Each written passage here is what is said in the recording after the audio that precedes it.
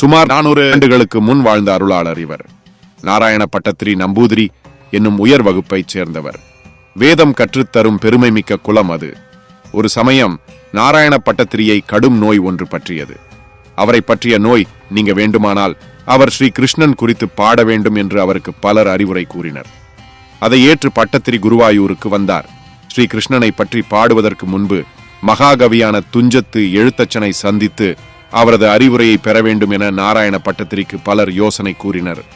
ஆனால் எழுத்தச்சன் தாழ்ந்த வகுப்பை சார்ந்தவர் என்றாலும் கலைமகள் சரஸ்வதியே குடியிருக்கும் அவரை தேடிச் சென்றார் நாராயண பட்டத்திரி.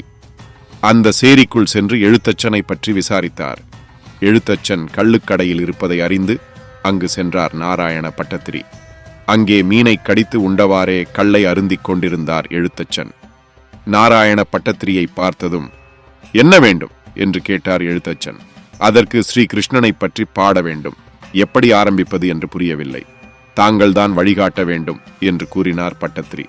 எழுத்தச்சன் தலையை ஆட்டியவாறு பளிச்சென்று மச்சத்தை மீனை தொட்டு உண் என்றார். சுற்றியிருந்தவர்கள் திகைத்தார்கள். பட்டத்திரி பெரிய ஞானி, அவரிடம் மீனை சாப்பிடச் சொல்கிறாரே எழுத்தச்சன் என்று. ஆனால் பட்டத்திரி புரிந்து கொண்டார்.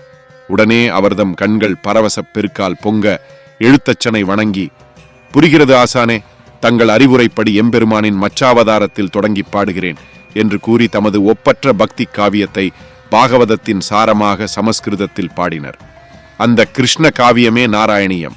பட்டத்திரி குருவாயூரப்பன் சந்நிதியில் ஒவ்வொரு லீலையை பாடிவிட்டு, கிருஷ்ணா, நான் சொல்வது சரிதானே, நீ கோவர்த்தன கிரியை குடையாய் பிடித்தாய் அல்லவா, கோபியருடன் விளையாடினாய் அல்லவா என்று ஒவ்வொரு முறையும் கேட்பார். அவற்றுக்கெல்லாம் ஸ்ரீகிருஷ்ணன் தலையாட்டினால்தான் அவர் அடுத்த பகுதியை பற்றி பாட முனைவாராம். அந்த ஸ்ரீ கிருஷ்ணனையே தனது முதல் வாசகனாகி கேட்க வைத்து நாராயணியம் பாடிய நாராயண பட்டத்திரியின் நோய் பூரணமாக குணமாகியது. இப்படித்தான் நாராயணியம் காவியம் உருவானது.